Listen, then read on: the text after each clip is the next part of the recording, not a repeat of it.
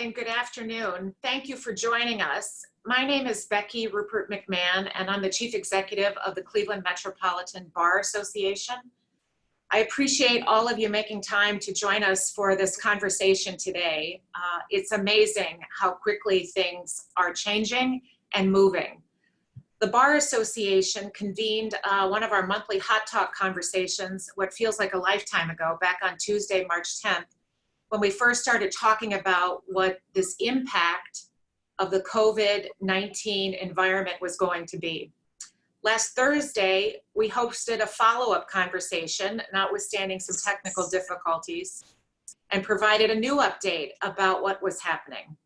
And now, with the turn of events just in the last 24 hours and the issuance of the stay-at-home order that Governor DeWine announced that the Department of Health was issuing, we have yet another round of instructions and not suggestions, as the governor said many times, but an actual order instructing us to stay at home. And so we thought it was critically important to take some time to talk about what's in the order, to talk about some of the steps that are immediately being taken, and to continue to be a resource here at the Cleveland Metropolitan Bar Association for bringing people together so they can get their questions asked and answered, and they can get their concerns heard.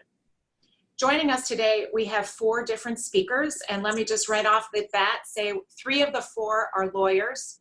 They are not here to provide legal advice, but they are here to talk about what's happening.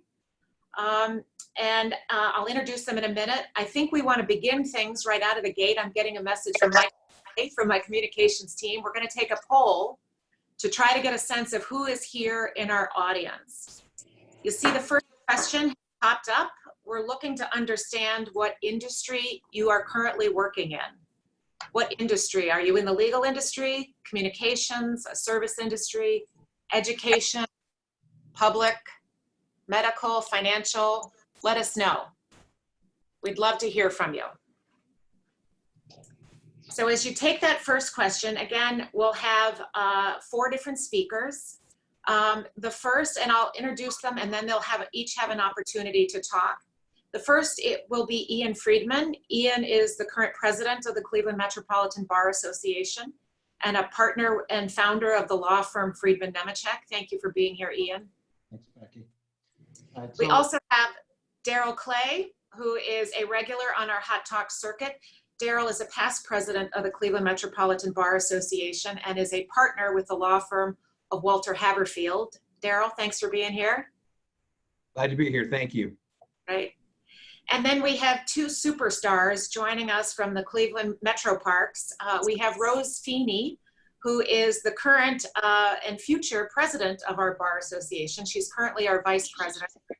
She serves as the legal and ethics officer for the Cleveland Metroparks. And she is here with her CEO, Brian Zimmerman. Welcome to you both. Thank you, Becky. Hello, Brian, can you hear us? I'll take that as a yes. All right. All right, so what we're going to do, as I mentioned, is we're going to begin first by setting the stage of what is here today. Ian's going to set the stage with not only sort of an overview, but also some information that he's picked up through conversations that he's had directly with the legal staff in the governor's office. And then we'll move into Darrell, who will talk about the order. Again, Darrell is not here to give legal advice to anyone. What Darrell is doing is helping us work through this. It might be the best thing because they said these are harder. Sorry, I'm going to interrupt. Hey, Brian, would you mind putting us on mute? There we go. Thanks, Brian. Darrell's going to take us through what the order says and to give us some highlights about what staying at home means and who is able to not stay at home and for what purposes. And then Rose and Brian will talk about some specifics about what they've been doing operationally and how we can get out. If you have questions and you're joining us through Zoom, there is a feature that you can access that is a Q&A feature. You can submit questions and we will get those questions in front of our panelists for answers. If you're joining us on Facebook, you can also submit your questions via Facebook. The last thing I'm going to say is there are 2 websites that you can follow along with as we go forward. The Bar Association's main website is clemetrobar.org. If you add /Hot Talks, HOTTALKS,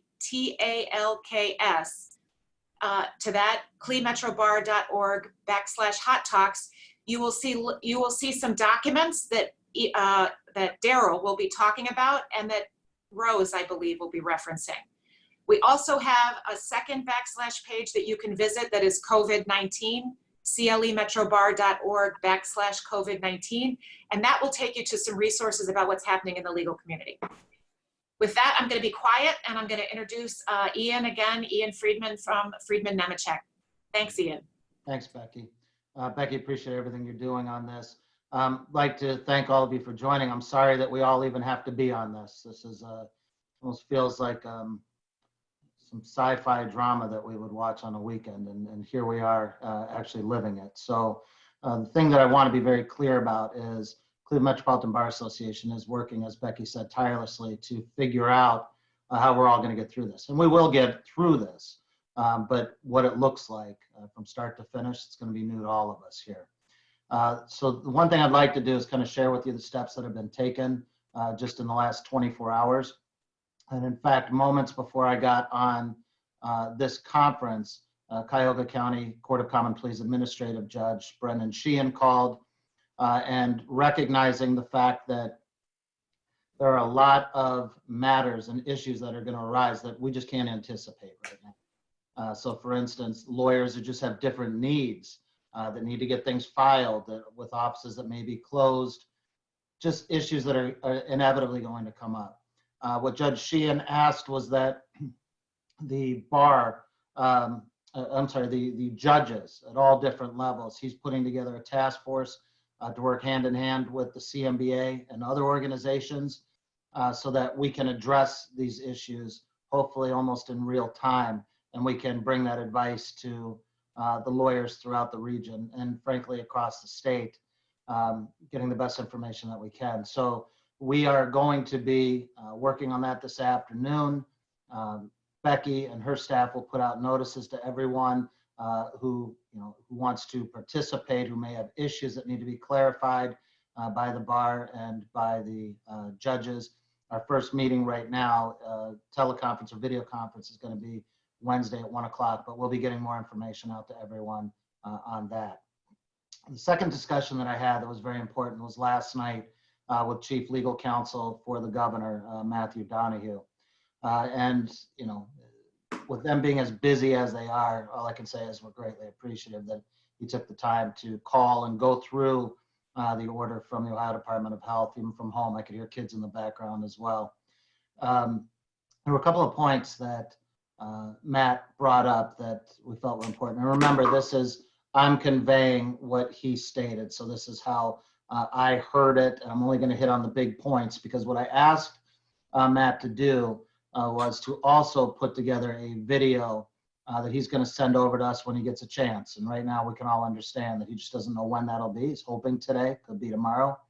He's going to bring in someone from ODH to really break down the latest developments and how they kind of apply under the order that we've all received from Dr. Acton, the head of ODH, and signed off by the governor. But the one thing that he was very clear, and I think any of us who have been answering questions from clients and other lawyers and seeing the chatter on social media, is that everything is changing minute to minute. And right now, Darrell and Rose and Brian are going to give their deciphering of the order and so forth, but everything is changing. And the one thing that Matt was very clear on was that the order was written somewhat gray, and that's intentional because no one can foresee how everything is unfolding throughout this challenging time. And so the first thing that he stated was that the order was really built on federal guidelines that have been put in place and also the model that was put forward by the state of Illinois. There are different models, unfortunately. We know that there's not been great uniformity so far, and some states are getting hit harder than others.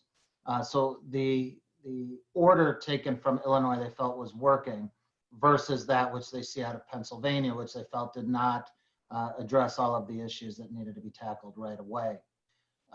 He suggested right from the start that we may actually want to begin to read it backwards. Because if we read it backwards and we see at paragraph 16 what the intention of the order is, it may help us to guide people. And for that, I mean this.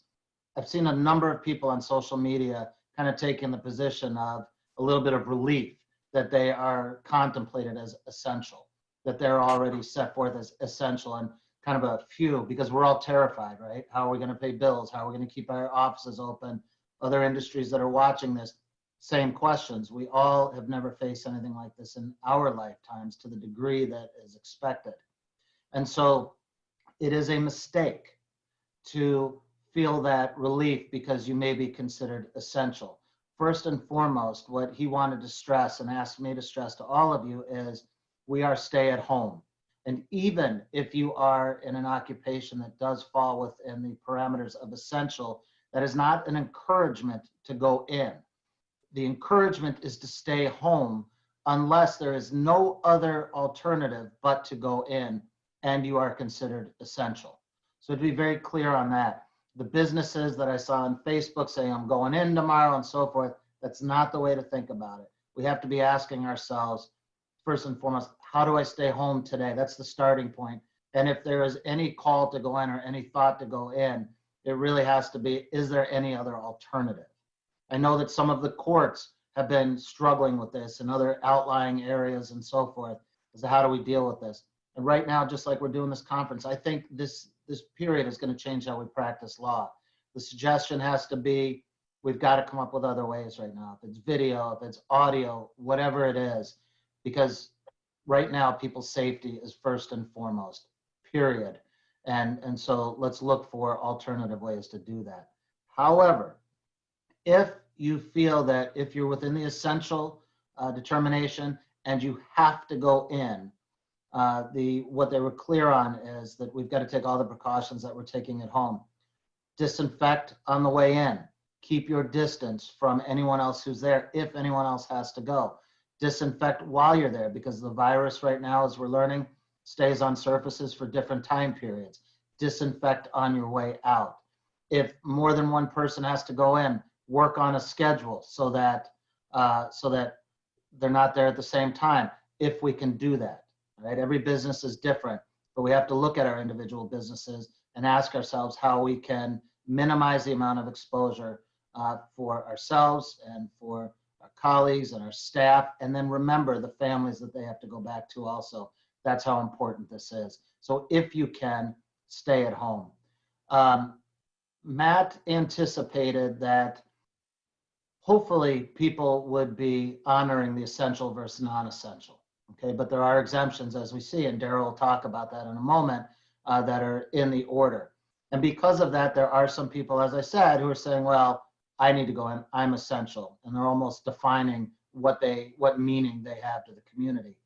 I'm telling people to stay home, but what Matt is saying is that our hope, I should say, no one knows what's going to happen, but the hope is that really only essential businesses will be in operation. And so from an enforcement standpoint, they don't anticipate having to give, hopefully they're not going to have to give that much effort to letting people know, hey, you're not essential, close up. Their bigger concern and where they feel that the bigger enforcement effort is going to have to be is on people who are deemed essential, who are not following the protocols, and specifically the two, practicing proper hygiene, so, cleaning, as I just said, and then also the social distancing. Just because you're in there, you have to remember there are other people coming in the building, staff, cleaning people. I mean, we don't know who's coming into our environment now, and we have to assume the worst. So they're looking to the injunctive statute to be used most likely for essential businesses that are not practicing the safe protocols that the ODH has already put out. So again, those are the hygiene, cleaning, disinfecting, washing constantly, keeping exposure to the public, having more people gathered than what's permitted, and then the social distancing also in your office. So we really need to be careful. The most critical aspect of this is the social distancing. So my hope is that we will get the video here shortly. in the next day or two from Matt and someone from the Ohio Department of Health. Please know that we, as the Bar Association, CMBA, are monitoring all aspects of this, from the health side to courts that are still operating. Whatever issues you have, please reach out to us, www.clemetro.org, clemetrobar.org, excuse me. I see Becky smiling and shaking her head. And so clemetrobar.org, or call us at 216-696-3525. We've gone completely virtual, but we are in full operation. We are in front of this the best we can. We are looking out for everyone and will continue to do so until this is passed. I look forward to seeing everyone on the other side of this. And I wish you all well, and I wish you all safety and good health. Darrell, you want to take it from here? Thank you, Ian. Yeah, Darrell, this is a perfect time. Let's dive into the order. And again, I will remind everyone that Darrell is here because he dug deep in the last 18 hours to figure out what's in this order, but he is not here to provide legal advice, but really to help us think through, talk through what the stay-at-home order does provide. Darrell, thanks so much. Thank you, Becky, and thank you, Ian, and thank you all for joining today. This order is extremely complicated and speaks in a lot of very general terms. So for each person who reads the order, you can probably string together a bunch of different scenarios, different hypotheticals, and we could probably have many answers to the questions. So we'll try to provide a brief overview here, but each of your situations is necessarily fact specific. If I were to offer any specific guidance, it's this. It's twofold. Number one, Section 16 of the order states its general intention, and that is to have the maximum number of people self-isolate at home while enabling essential services to continue. So the Director of Health wants us all to stay home and to minimize the risk of the further spread of this virus. At the same time, essential services are supposed to continue. And there's really three categories under the order. Those are essential activities, essential governmental functions, and essential businesses and operations. And we'll talk more about those. But the second part of my general guidance is, just because you find that your business or your employment fits into one of those categories and can continue, that is not a license for business as usual. There are other specific directives in the order that should guide whether or not, if you are going to continue operating under one of the exemptions or exceptions, how you should go about doing that. The order continues to emphasize that we all practice social distancing, or what some other folks have maybe more appropriately referred to as physical distancing requirements, because we all recognize the importance as human beings of continuing to be social and interacting with others. So it's a physical distancing that we're trying to create here.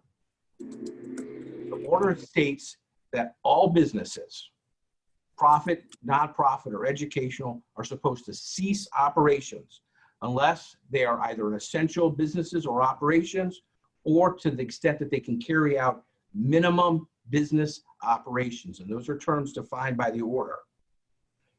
The order continues to state that work from home not only may continue, but is affirmatively encouraged.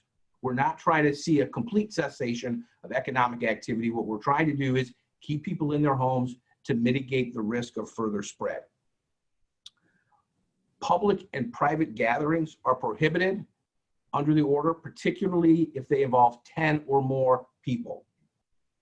And you are allowed to continue traveling inside and outside Ohio in order to maintain those essential businesses and operations and your minimum business operations, but there is emphasis placed on making sure that where you're going to, you're allowed to travel to, and that you do so safely.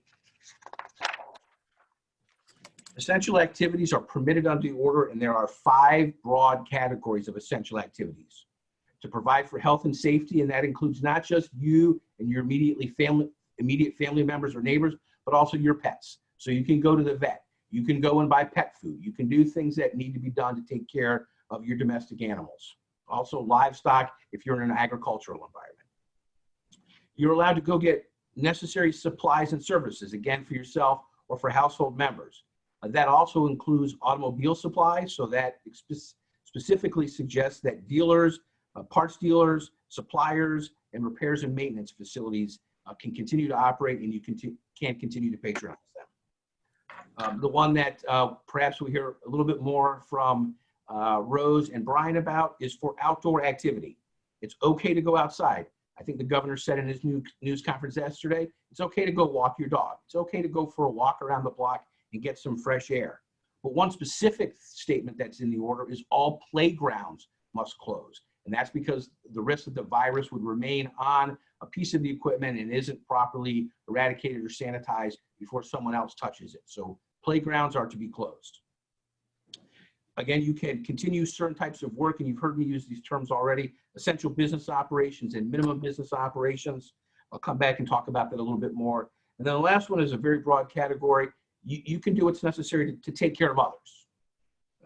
The order says we're going to construe these categories very broadly and to avoid negative impacts and disruptions on our society.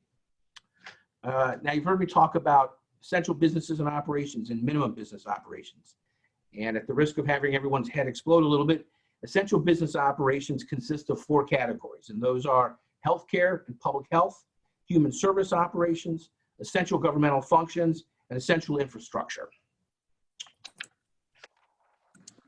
In terms of defining the essential businesses or operations, there's about 25 categories in the order.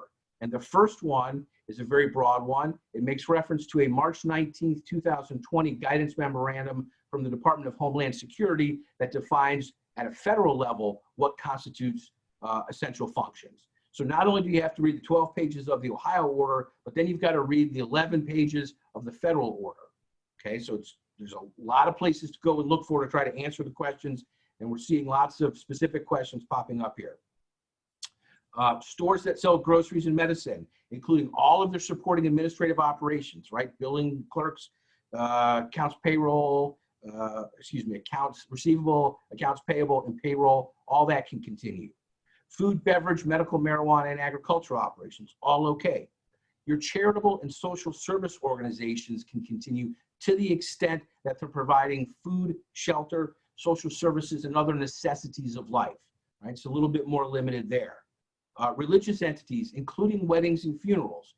And I should pause here to say, you know, history tends to repeat itself. And while we think we're going through a previously unexperienced changes in our society, in October of 1918, the Cleveland Department of Health put out an order to combat the Spanish influenza that prohibited public weddings and funerals. It closed all places of public congregation. It closed schools. So history is repeating itself 102 years later. And if anyone's interested in a copy of that order, it's available on the CMBA website. Back to what is permitted, media activities, newspapers, TVs, radios, that's all permitted. There's also a very broad protection, not really further described, for First Amendment protected activity.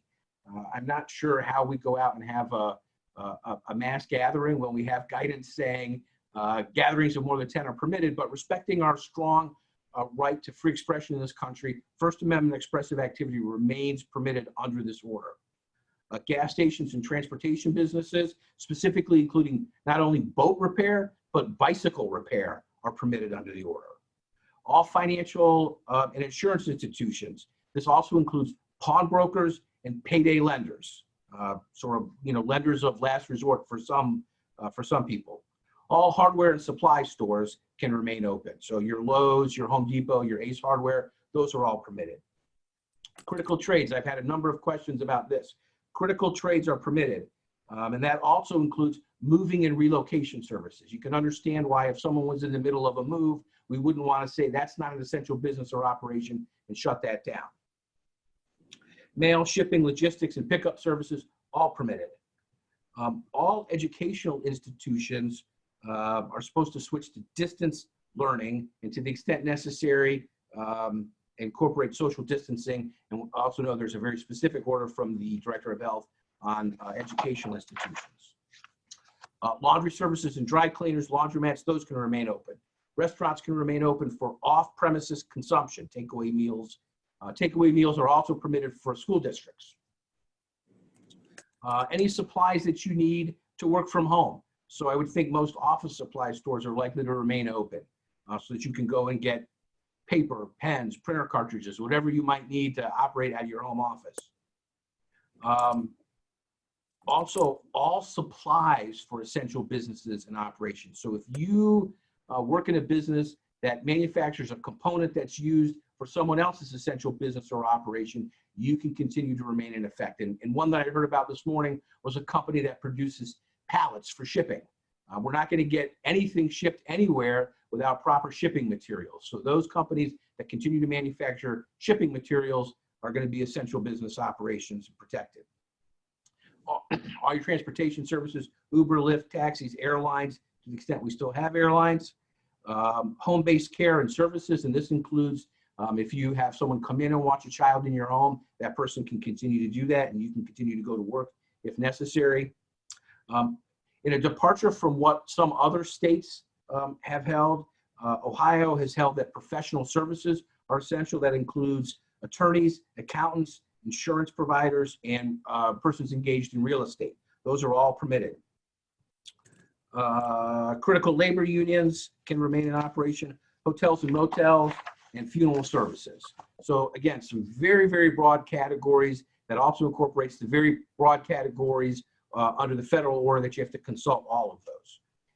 If your business doesn't fit into that category, you may still be able to continue minimum basic operations, and that's efforts that are necessary to maintain the value of your inventory, preserve your physical plant and equipment, ensure adequate security, process payroll and benefits, or I guess it's actually the minimum things necessary to continue facilitating employees working from home. And I would think that that largely relates to IT support personnel.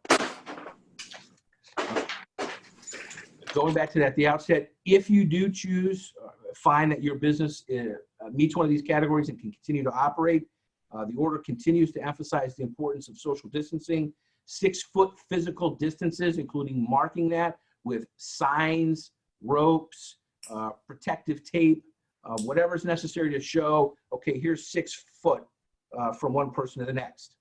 Wash your hands for at least 20 seconds. I think we've all seen memes flowing around, whether it's, happy birthday or other pop songs. I've even seen for lawyers, recitation of key legal principles for 20 seconds, or use some hand sanitizer.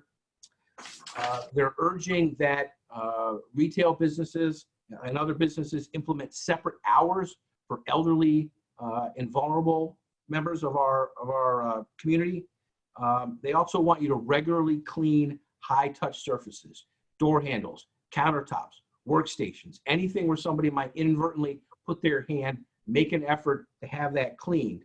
And above all else, don't shake hands. We're so accustomed to being polite in society, and it's instinctive to kind of put your hand out to shake someone. Don't do it.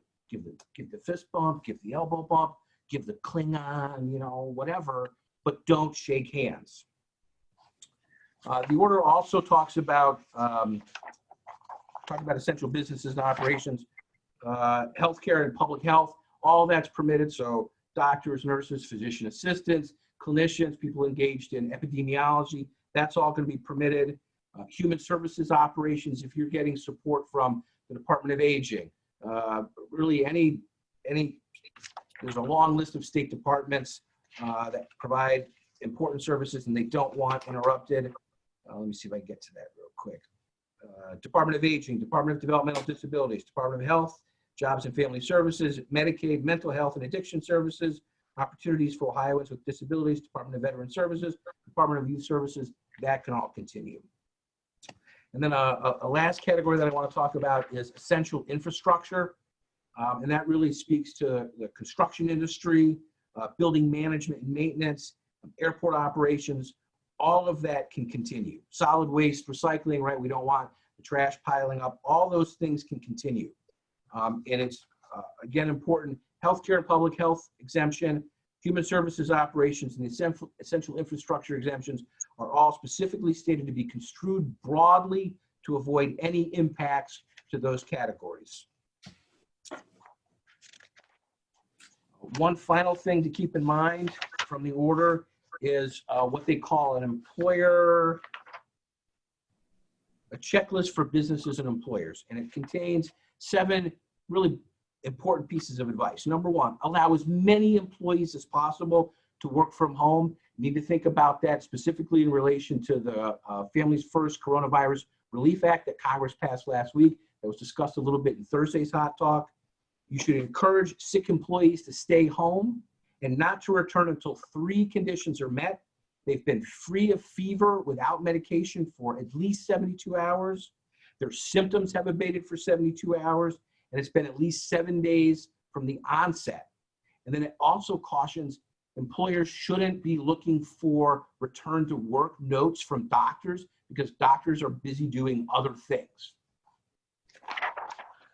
Third, ensure that your sick leave policies and these are the words that they use, up-to-date, flexible, and non-punitive. Fourth, if some employee reports to work and is having obvious respiratory symptoms, physically segregate them from all other employees and send them home immediately. The 5th broad piece of advice is to continue to reinforce key messages through posters and actions in the office. 6th, again, perform enhanced cleaning of frequently touched surfaces. And number 7, change your business practices as necessary to maintain critical operations. So I know that's a lot, and I kind of rushed it all out at you. Rose and Brian, I don't know if you guys want to talk a little bit about specifically the things that the Metroparks are dealing with to kind of address the social distancing, but the need for recreation and physical exercise and not having people cooped up inside their homes all day. Hey, Rose, before you begin, can I just say one thing? Darrell, thank you for doing that. It's important, though, in my discussions last night with the state to look at these rules as the floor, not the ceiling. Okay, so this is the bare minimum that needs to be done. We can do more. Okay, so again, it gets back to that main point that I emphasized. Stay home if at all possible. All right, this is just the bottom, the threshold here. So thank you for doing that. And Becky? Yeah. I jump in real quickly to say we've been getting lots of questions through Zoom and then also through Facebook Live. We are going to hold questions. We will put them to the panel and we'll come back to take apart some of what Darrell just talked about. But at this stage, let's switch over to Rose and to Brian and talk about, as Darrell mentioned, what they're doing operationally and what they can do to help us with both our mental and our physical health going forward. Thank you, Becky. Yes, and it's ironic. So this month we're celebrating Brian's 10th year of being at the Cleveland Metroparks, and in many respects, our response to the COVID-19 is really defined by how we've approached most things in these last 10 years, and that is to be proactive. And so as late as, February, Brian asked our risk management division to, look at what we need to be doing. And so on March 2nd, we issued our first memo to our staff.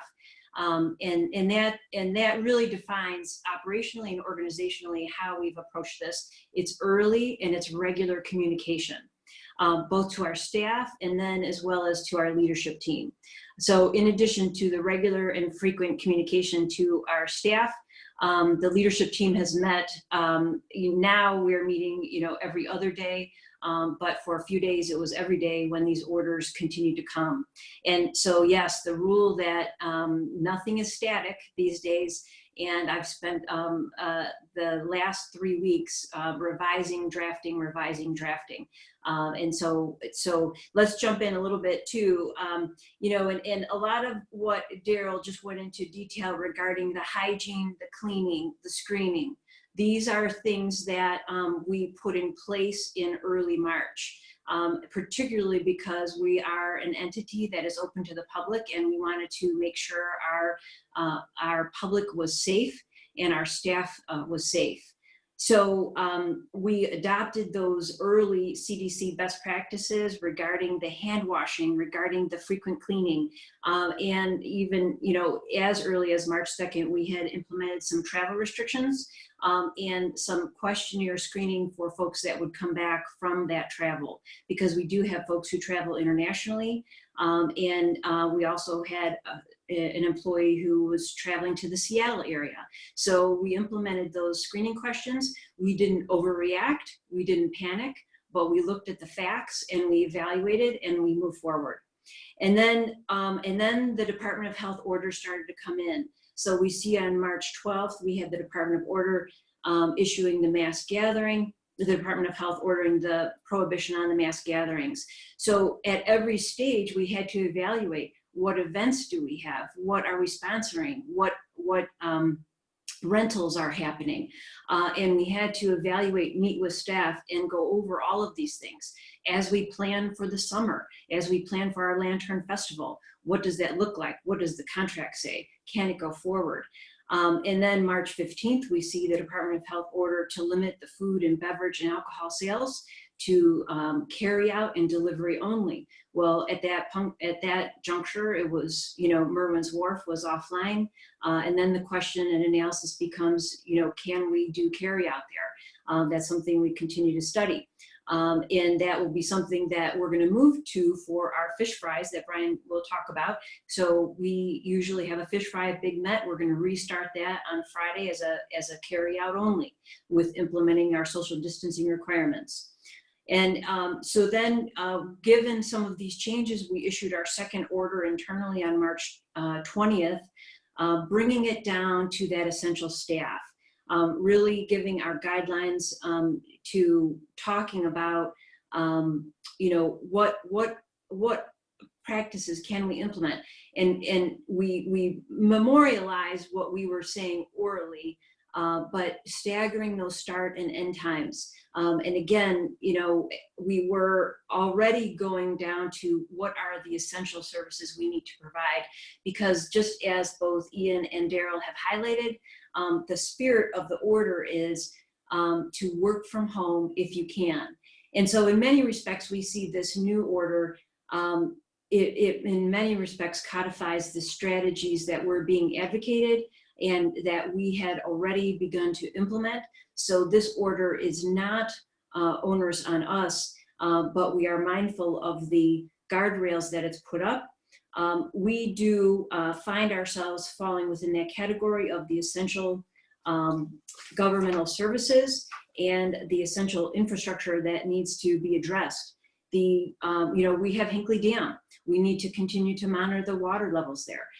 These are some of those critical items that are very important to us and important that we carry out for the safety of the public.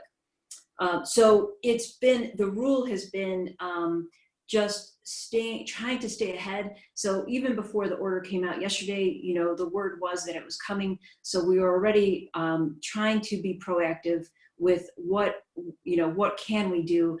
So once the order is implemented, we're not behind the ball, but we have some thoughts and strategies in place.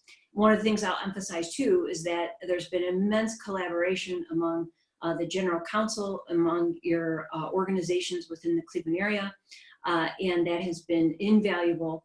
The information sharing, the collegiality, and the collaboration to help all of us get this right and go through all of the number of legal issues as well as the employment issues has just been outstanding to see the community come together to work through all of these details. Now let's get to the fun stuff. So we do see, and you have all mentioned, that we at the Metroparks can provide a necessary respite from these trying times. And specifically, the order says our governmental agencies need to carry out those services that promote the public health, safety, and welfare. And so I'll let Brian jump in and talk a little bit about our parks and about how we see our role and how we can continue to be safe, though, enjoying those areas. Brian. Well, good afternoon, everyone. Can everybody hear me? Thumbs Yes. up, hopefully. You're good. Fantastic. I love it when technology works the way it's supposed to. We should all be so blessed that we have this wonderful 24,000 acre gem. It's really interesting to think back of William Stinchcombe's original vision, and he talked about man being an outdoor animal and needing this respite in this place. And I think it's now more than ever, 103 years later, that we have this wonderful opportunity to enjoy his original vision. I can tell you it's not fraught with challenges, and I'm very thankful for the legal team that we have here. And Darrell, your explanation, it's like, when you walk through all those, you wonder who's actually staying home, right? I mean, there's a lot of, people that have the ability to, do the functions. And we've been very aggressive in getting our employees, home as soon as absolutely possible. IT worked very diligently to get as many people out of the workforce, out of the, the distancing as soon as absolutely possible. A lot of the practical things, though, we're open. We're open basically sun up to sundown. We have a 100-person police force that we're managing through when we have these huge crowds. Yesterday, parking lots were completely overfull. They were overflowing in a lot of circumstances. We have a number of unique challenges with pinch points in certain areas. We hope that everybody uses and exercises, the most amount of caution. I have been in the parks every day. People are using the distancing, but sometimes people need a little bit of a reminder. We also have to remember this is March, and the challenges that we have, not all facilities are open, and people are out using them in record fashions. We for sure will see our numbers spike here in March, and as this continues through April, but a lot of our restroom facilities are not open. We are making provisions to add porta potties to a lot of the high traffic areas.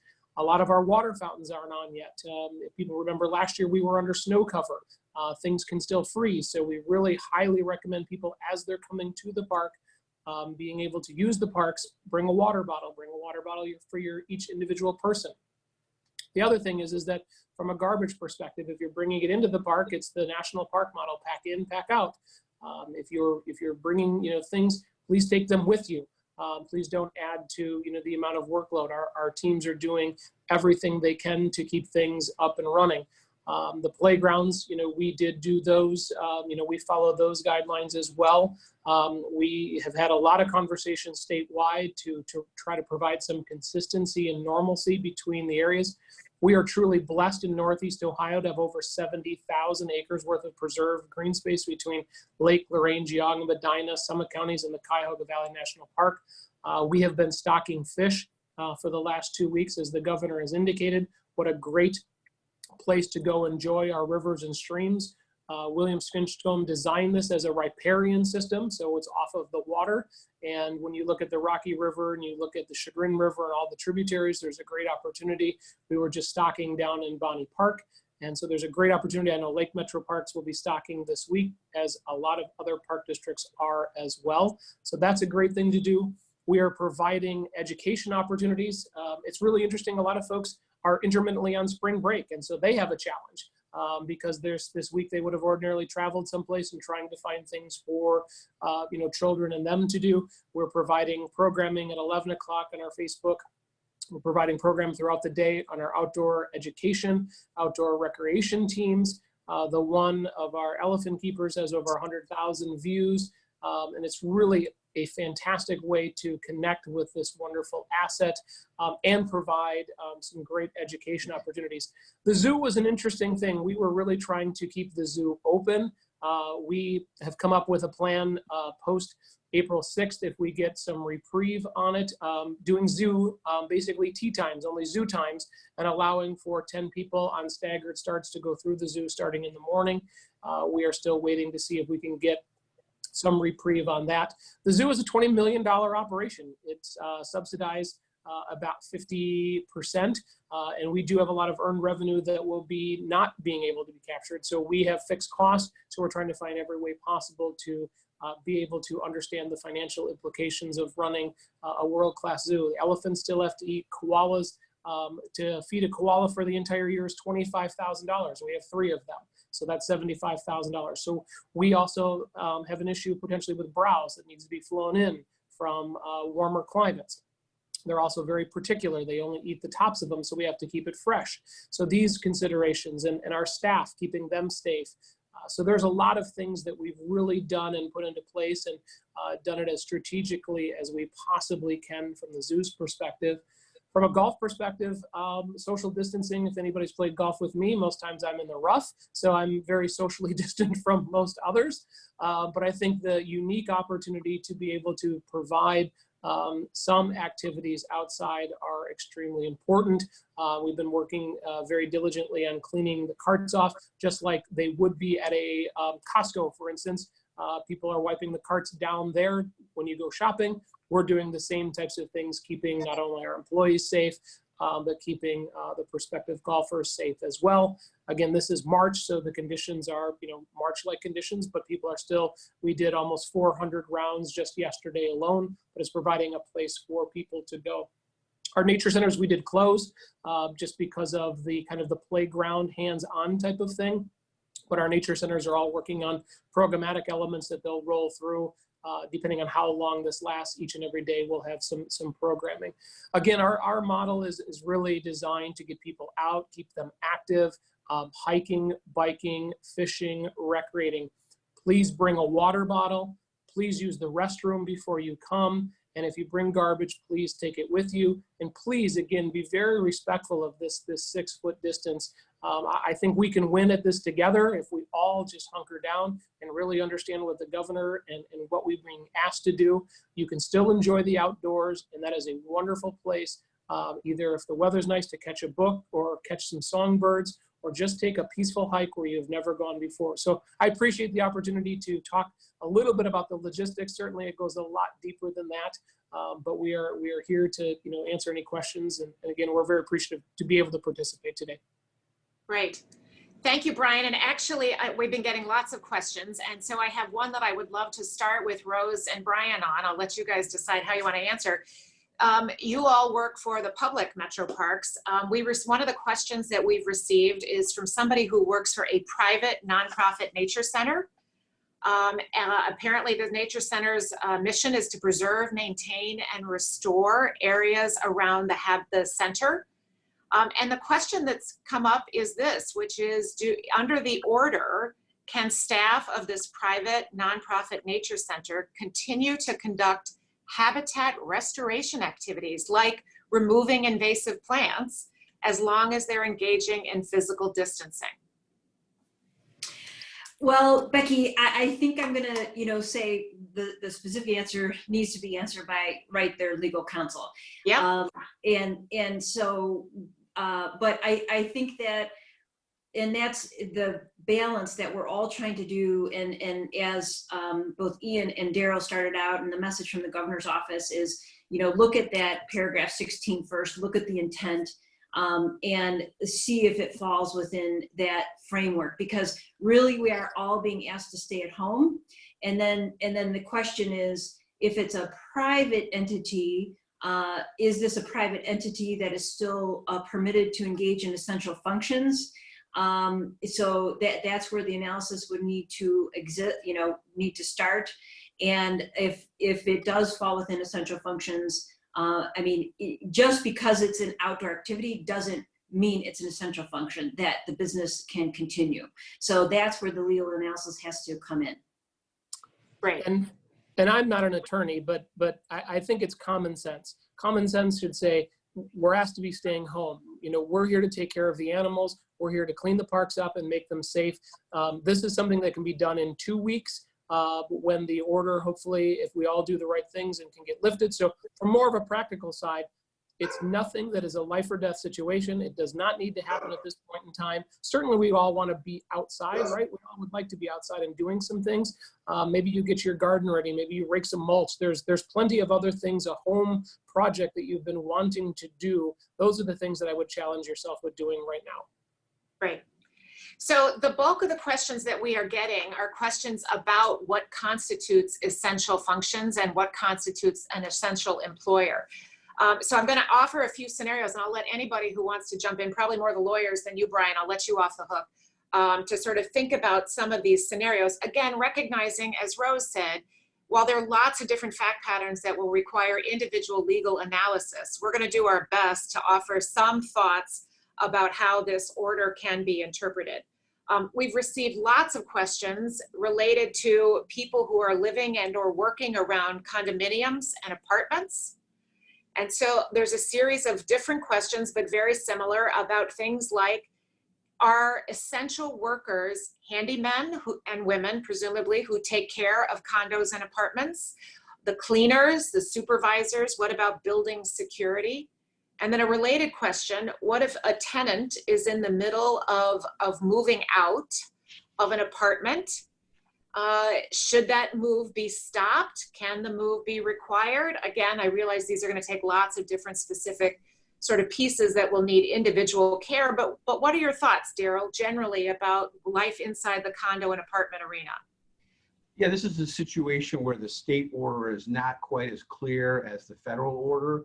And again, the required disclaimer, specific legal advice should be sought from your attorney with all of the relevant facts discussed. But in general, the Ohio order references real estate services as being professional services that can continue. That may be broad enough to fit your situation.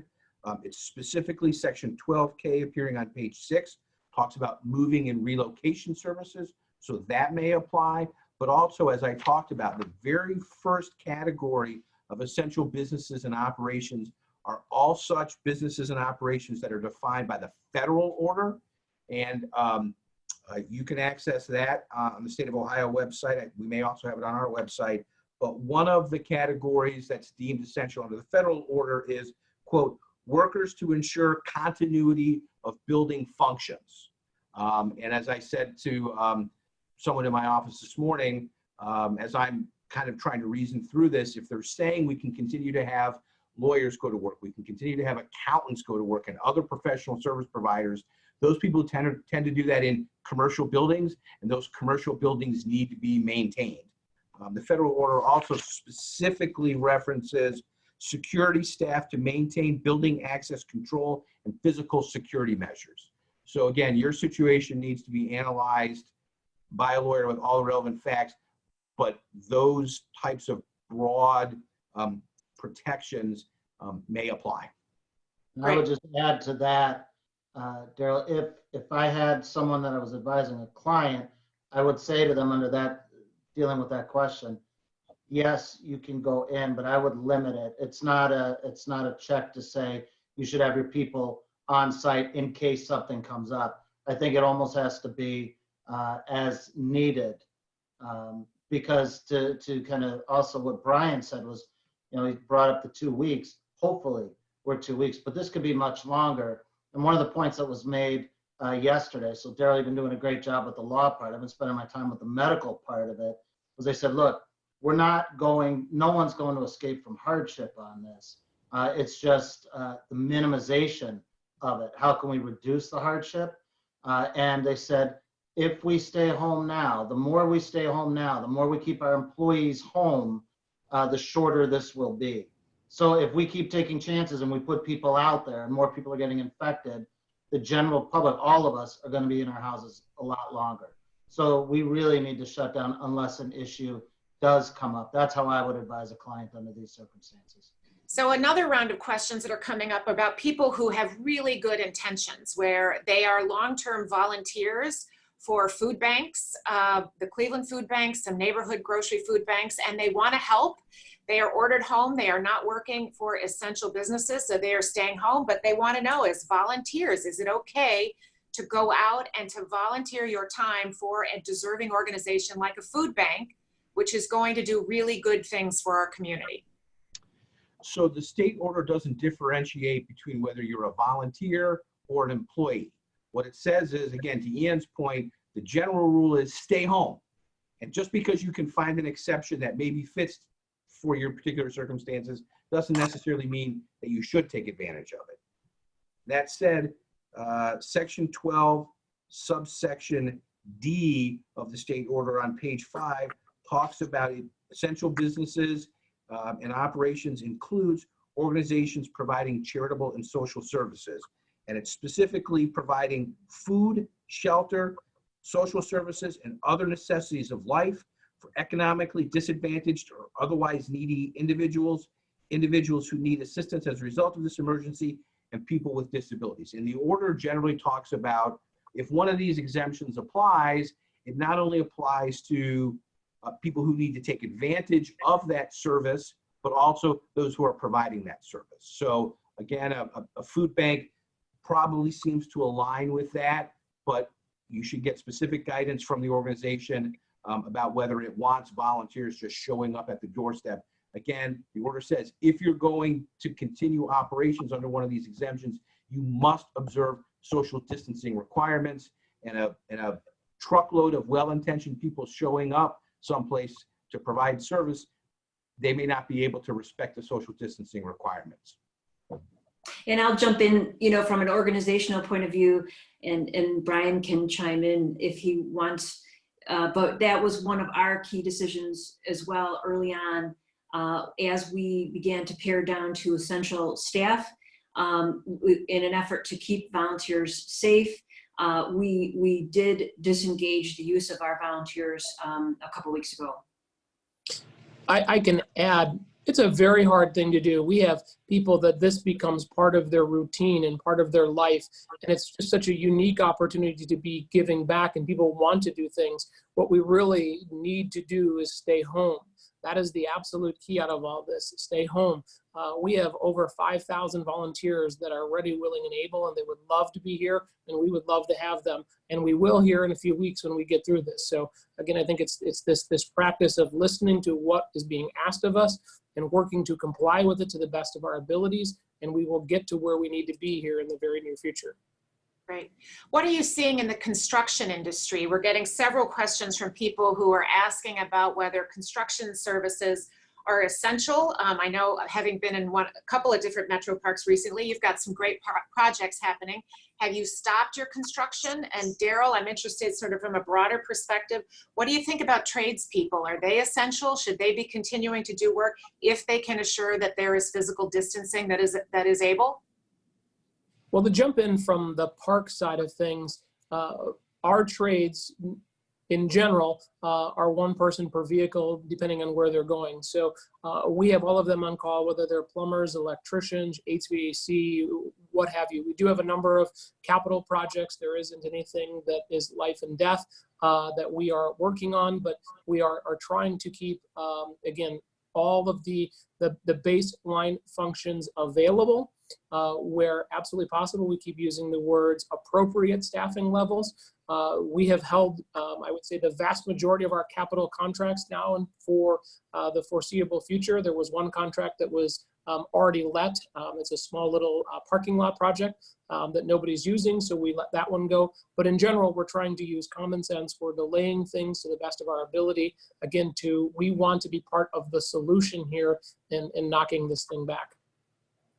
And just to look at the essential infrastructure section of the order, I mean, we're studying it, and I think on Cleveland.com and the Plain Dealer yesterday, ODOT was reported as they're moving forward with their road projects too. So I think all of the governmental entities are evaluating the language of the order, trying to be mindful and be in compliance with the order. Yeah, so Section 9 of the order, Rose, specifically defines as essential infrastructure construction kind of in an unlimited way, and then including the explanatory phrase, including but not limited to construction required in response to this public health emergency, hospital construction, long-term facility care construction, public works construction, so ODOT, school construction, essential business construction, and housing construction. And then again, the caveat, essential infrastructure shall be construed broadly to avoid any impacts to essential infrastructure.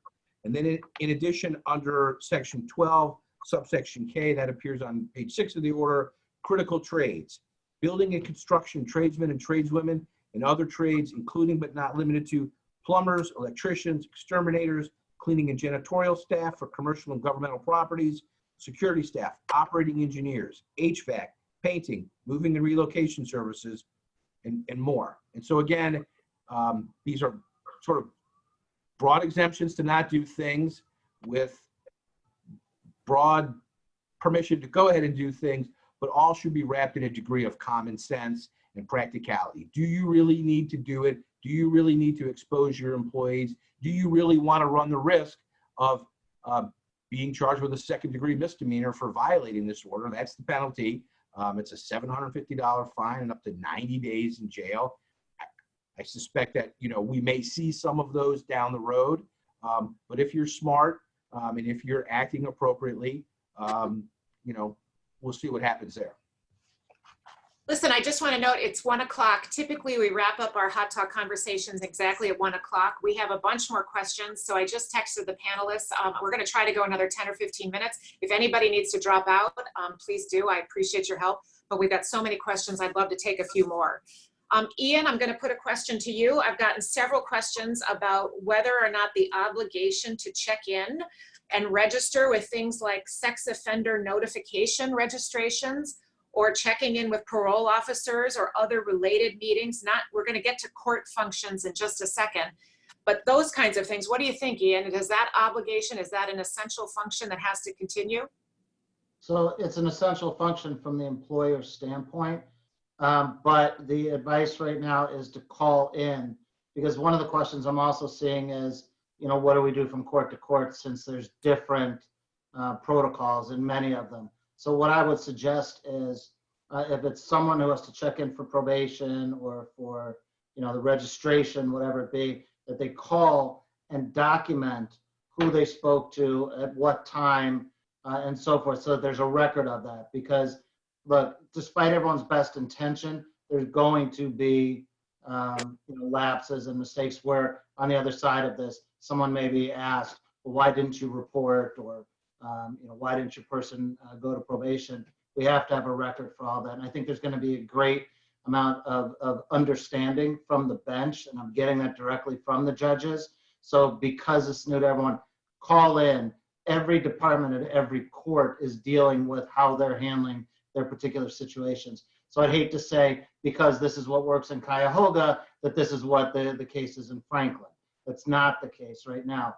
Our Chief Justice, Maureen O'Connor's done a great job, but she has said that she's leaving it to each court, although she's obviously enforcing when there's a clear violation of the essential order.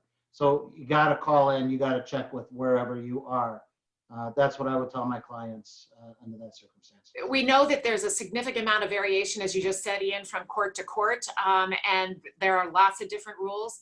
We have posted on our website at clemetrobar.org/COVID-19 resources that you can tap into to go to each court's website, where they have posted their own information, which continues to get updated and changed, frankly, as things go forward. So I'd echo what Ian said, which is to be sure that you're checking each individual court. A couple of people have asked, is there effort to try to get one clear rule or one clear plan across the state for all of the courts? There are many who have advocated for that. The CMBA, Ian and I and others have advocated that everybody should do the same thing, which is to put individual health first for non-essential matters. But that being said, I think it's pretty clear at this stage, at least, that there will continue to be inconsistencies across courthouses and courtrooms. So you just need to be sure that you are following up with phone calls and emails to find out who's doing what when. Yeah, but I'd like to, Becky, if I can, just Sure. say that I think that all the courts share the common concern about keeping people safe. But a little bit of the pushback that we've gotten on our request for uniformity is different courts of different sizes, different functions, different communities, and so forth. So the needs are a little bit different. So that's part of it. But I would say as a general rule, the courts really, they all understand what essential is at this point. And I'm going to go out on a limb, and I know you're going to say afterwards, and you probably shouldn't have, but I'm still going to do it anyway. And that is, if you have a question, if you're being told to do something that you feel is not essential, then place a call to the Bar Association, get a hold of us. We are doing everything that we can to bring light to those situations and to get clarity, because we would rather ask those questions ahead of time, get those judges on the phone or those courts, instead of having people go in there and hoping that they're okay because they're not certain of what the answer is. So I'm not walking into any court if I feel that it is non-essential, period. And then I'll put a call in, and we've got, as we said, our administrative judges at all levels. that are on top of this, and they can get us those answers, and we can get those back to our members. So what are you doing for cases? So forget about walking in the courthouse. What are you doing as litigators, Darrell, Ian? What are you doing at Rose in terms of depositions, mediations, discovery that's ongoing? How are you treating that? So if I can, it's to be treated the same protocols. People should not be getting together. It's a great question, because I've gotten that question in the last couple of days as well. You're not to be congregating to get depositions and mediations, arbitrations. Continuances will be granted. The COVID virus is a presumptive good cause for continuances. And so you cannot put yourself in jeopardy, even if it's outside of the court. If you can do it by video, if you can do it by phone, that's one thing.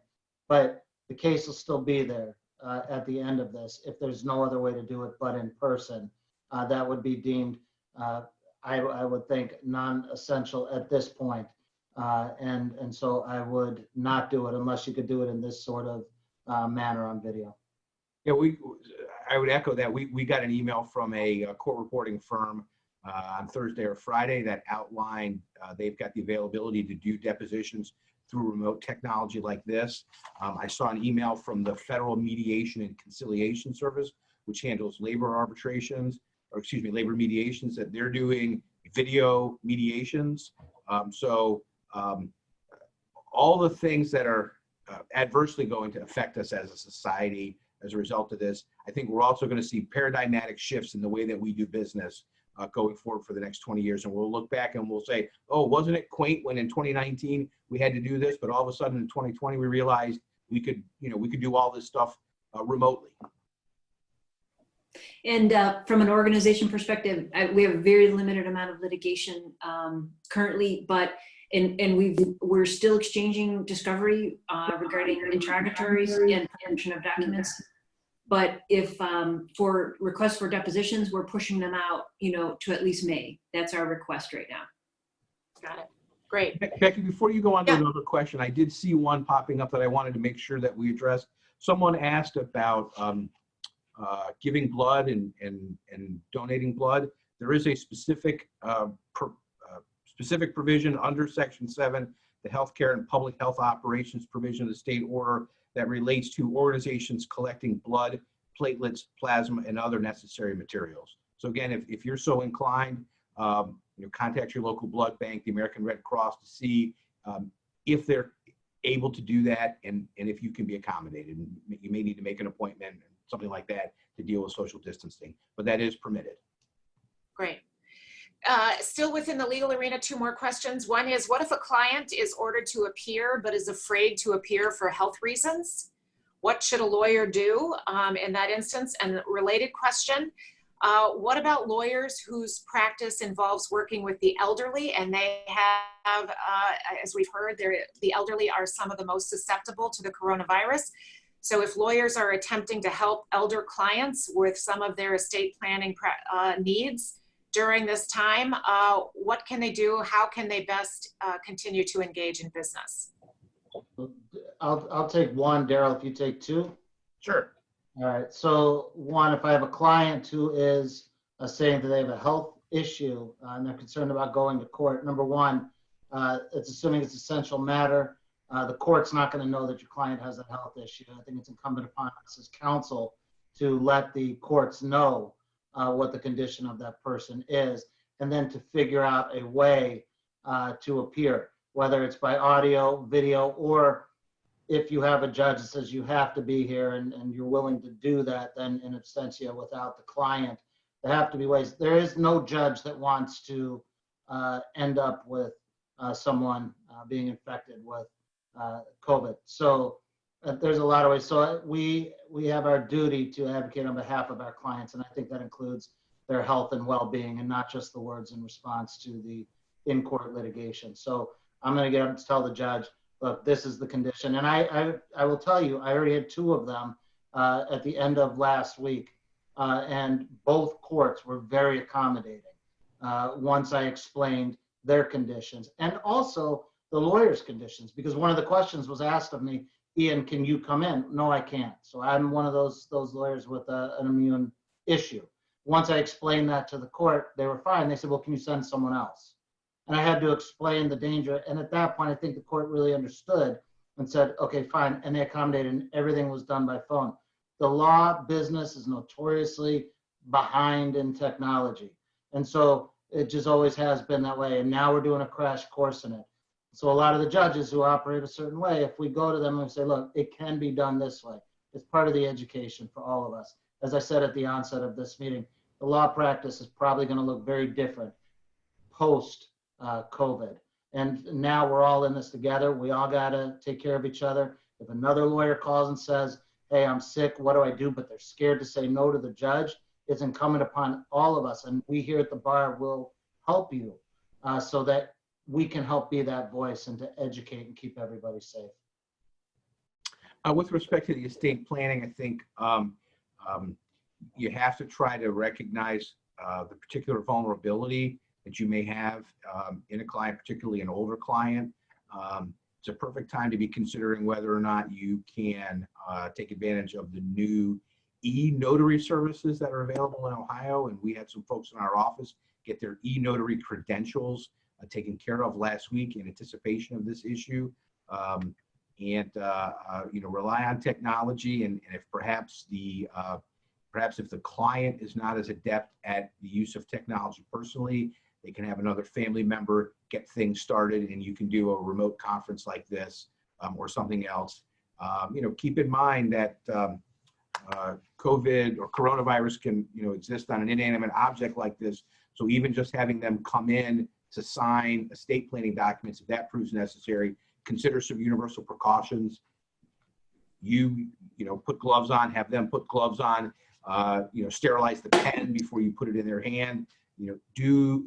Think carefully about every possible opportunity that there might be for contamination. If you have to have someone into your office and you have to do something because circumstances are so compelling.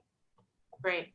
So, and to Darrell's point, if you have interest, somebody was just asking, how do you find out about e-notary or online notary? Well, you can go to a website called becomeanohionotary.com, and everything you need to know you can find on that website, becomeanohionotary.com. Listen, at this point, we do have a few more questions, but we're going to wrap it up. I want to be respectful of the time of our guests. We are going to continue to have these conversations. At the end of the day, in light of this stay-at-home order that has been issued, I think all of us would agree that the bottom line is that we are attempting to stop the transmission of this virus. We are not endeavoring to try to figure out how we can keep our individual lives as normal as possible, but rather to work together to stop the virus. And staying home and staying physically distant from one another is the best way that we can do it at this point. As we think about future programming, I would invite anyone who's watching who has interest in terms of ideas or speakers to reach out. Our goal will be to try to have a live conversation like this at least once a week, perhaps more often. But please reach out if you have subjects that you would like us to take on next time. Thank you for joining us. And please let me say on behalf of everyone, I offer my thanks to Brian Zimmerman, to Rose Fini, to Ian Friedman, to Darrell Clay, and to my team at the Bar Association, Mike Mullally and Brennan Donnellan. Thank you for working through the night to make this happen. We look forward to our next conversation. Thanks, everybody. Thank you. Thanks. Stay safe.